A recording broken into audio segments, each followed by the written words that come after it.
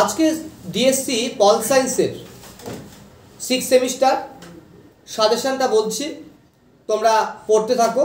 যে সকল ভাই বোনরা নর্থ বেঙ্গল ইউনিভার্সিটিতে পড়ছো এবং যারা অনলাইনে ক্লাস নিতে চাও, সামান্য ফির বিনিময়ে আমাদের এখানে ক্লাস নিতে পারো। আমাদের সঙ্গে যোগাযোগ করতে পারো 9749941990 অথবা 7797308455 এই নাম্বারে। তো যাই হোক, দেরি না করে তোমাদের আমি সাজেশন বলছি, খুব ভালো করে শোনো। এখান থেকে তোমাদের 3, 6, 12 100% কমন পড়বেই পড়বে, কারণ তোমরা প্রত্যেকে জানো আমাদের কমন কীভাবে পড়ে। তো যাই হোক, এখন একটা প্রাথমিকভাবে সাজেশন দিচ্ছি, পরীক্ষার আগে আর একটা সাজেশন দেবো, সেরকমভাবে আহামরি পরিবর্তন হবে না। তো যাই হোক, তোমাদের সিলেবাসটা যেটা আছে সেটা হচ্ছে, আমি যে পার্টটা বলছি সেটা হচ্ছে টোটালটা হচ্ছে গ্রাম পঞ্চায়েত, পঞ্চায়েত সমিতি, জেলা পরিষদ, পৌরসভা, বিকেন্দ্রীকরণ, 73 এবং 74তম সংবিধান সংশোধন, এই পার্টটা রয়েছে। এই পার্টটা মানে পঞ্চায়েত রাজ ব্যবস্থার ব্যাপারটা আছে।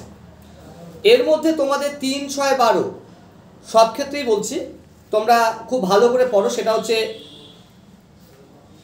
1 নাম্বার হচ্ছে গ্রাম পঞ্চায়েত কেমন করে নিয়োগ হয়,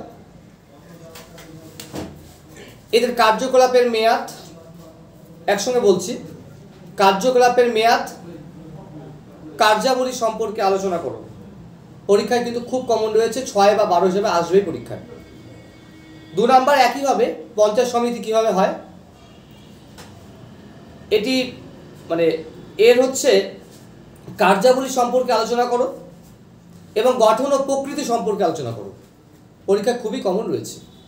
3 নাম্বার জেলা পরিষদ, জেলা পরিষদের গঠন প্রকৃতি আলোচনা করো এবং কার্যাবলী সম্পর্কে আলোচনা করো, খুবই কমন রয়েছে। 3 নাম্বার বললাম। 4 নাম্বার প্রশ্ন বলছি গ্রাম সংসদ 3-এর দেখে যাবে।